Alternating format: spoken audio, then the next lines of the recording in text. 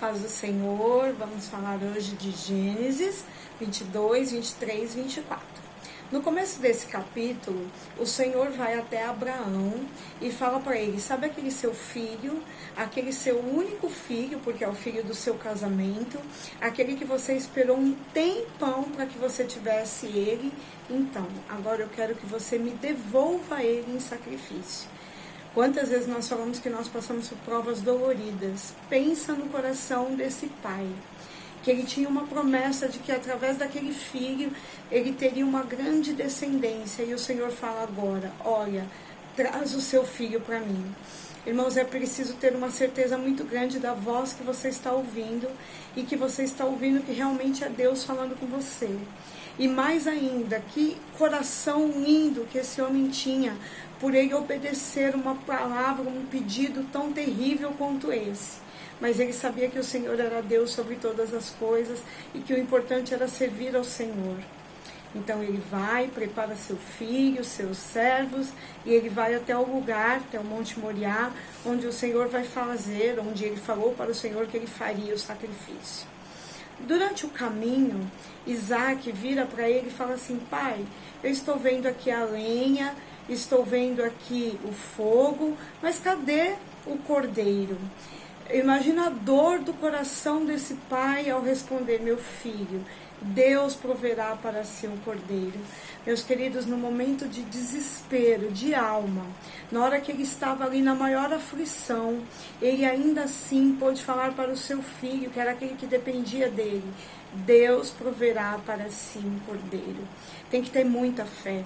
E o Senhor, ele pede para nós, no meio deste capítulo, para que no meio da nossa luta, no meio da nossa dor, nós possamos virar e falar assim, Senhor, vai prover para si um cordeiro. Que ele vai prover no meio da angústia, que ele vai prover no meio da prova, que ele vai prover no meio daquele cenário que você não está entendendo nada, o Senhor vai prover. Naquele momento, Abraão realmente não devia entender nada. Naquele momento, realmente, ele deveria falar, Senhor, Senhor, e agora? Mas ainda assim ele foi, porque ele confiava que o Senhor era bom. Ele confiava que o Senhor era fiel e que ele nunca deixaria Abraão desolado por algo que ele não entenderia. O Senhor iria falar com ele no caminho, iria falar com ele lá. Tanto que quando chega realmente o momento da decisão, e ele amarra mesmo o seu filho, ou seja, ele vai mesmo cumprir aquilo que o Senhor está pedindo, o Senhor envia o anjo para pará-lo, né, e falar, não, porque verdadeiramente você foi fiel e eu percebi a sua fidelidade, está aqui um outro cordeiro, faça aqui o sacrifício. E eu imagino com que alegria, com que glorificação a Deus ele não fez aquele momento de altar ali para o Senhor, e ele desceu com seu filho do local do holocausto, dizendo, verdadeiramente o Senhor é bom, conhece os meus limites, ele não vai me pedir além daquilo que eu posso oferecer. E ele ali abençoa, e ele agradece, e ele desce com aquele seu filho da promessa, para viver tudo aquilo que Deus tem com ele.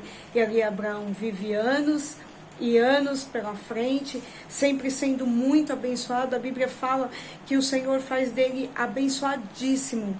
Então, assim, não é só abençoado, é abençoadíssimo. É uma porção maior daquilo que o Senhor preparou para a vida dele, por conta dele ter sido fiel. Na sequência desse capítulo também, chega um momento que ele percebe que ele vai morrer, que ele já não tem mais tanta idade, tanto fôlego, tanto ímpeto, e que ele vai morrer. E mesmo nesse momento, ele tem uma preocupação de que seu filho não se envolva com pessoas que não têm a mesma fé que ele. E aí ele chama o seu servo, a Bíblia não diz nem o nome desse servo, mas chama esse servo e fala assim, olha, agora eu quero que você jure que mesmo que eu vá embora, você não vai permitir que meu filho se junte com as mulheres daqui, mas que o Senhor vai buscar para ele uma mulher lá da terra da minha família, aqueles que têm conhecimento da palavra do Senhor. E aquele servo então jura, muito preocupado, ele ainda fala, mas e se essa mulher não quiser vir, eu fico livre do juramento? E ele fala, não, se você realmente for, e a mulher que você encontrar não for uma mulher que queira estar ao lado do meu filho, então você está livre do juramento, mas vai até lá. E olha a postura desse servo. Essa passagem já foi pregada uma série de vezes e nós falamos do encontro de Isaac, do encontro com Rebeca, nós falamos da postura de Abraão, mas eu quero falar da postura do servo. Ele tem um objetivo e ele vai naquele objetivo e ele fala com o Senhor também. Ele conviveu com Abraão, então ele fala assim: olha, Deus, do meu Senhor Abraão, que você vá na minha frente nesse caminho, nessa jornada, porque ele sabia que ele estava indo para o incerto. E é assim a nossa vida, nós vamos para o incerto todos os dias quando acordamos. Nós não sabemos como vai ser o nosso deitar, o nosso levantar, o nosso trabalhar, o nosso tempo de trajeto até o nosso local de trabalho, mas ele fala: vai na frente. Então, todas essas palavras que têm sido faladas aqui, que são palavras da Bíblia, elas precisam ser ensinamentos para nós.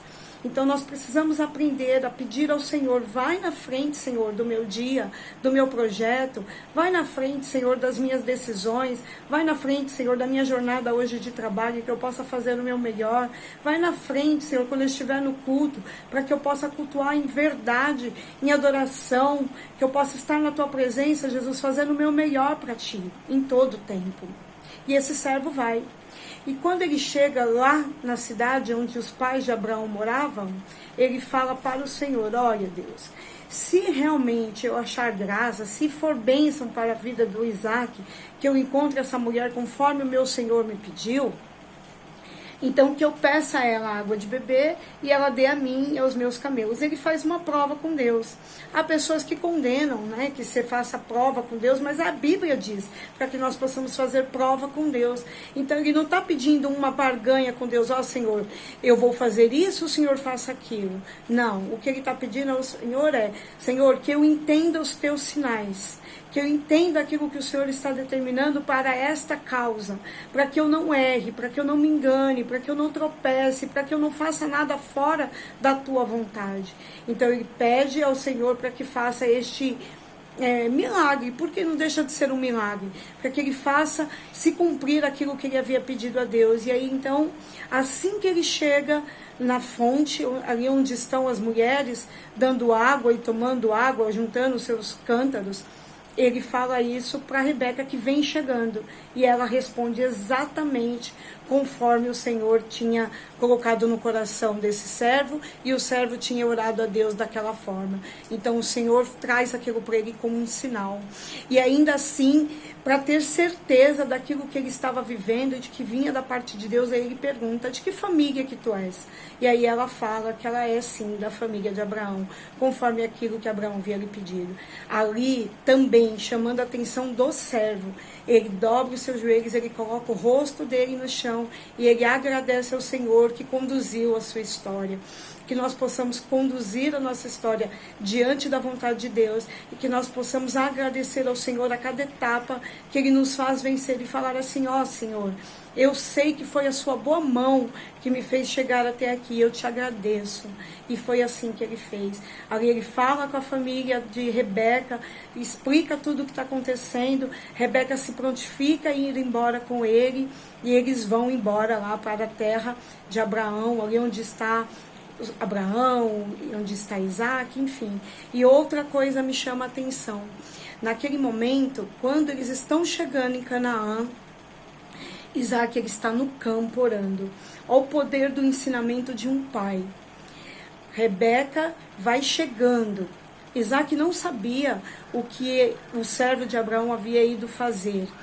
Mas Abraão não, Isaac está no campo orando. Sua mãe tinha falecido, seu pai estava já muito doente, ele não tinha uma esposa, ele poderia estar fazendo uma série de coisas, mas aquilo que o seu pai um dia lhe ensinou, ele aprendeu de fato, e ele estava no campo orando, falando com Deus.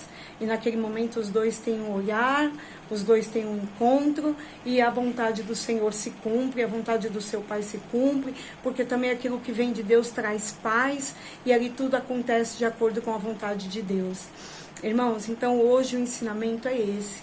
colocar os nossos caminhos na mão do Senhor e pedir a Ele que tudo, absolutamente tudo que nós viermos a fazer, que Ele esteja na frente, para que mais tarde nós possamos dobrar os nossos joelhos em agradecimento e falar: Senhor, de fato, o Senhor conduziu e aconteceu da melhor forma, e o Senhor não me desamparou no caminho, e tudo foi conforme o seu querer, porque o seu querer é bom, perfeito e agradável.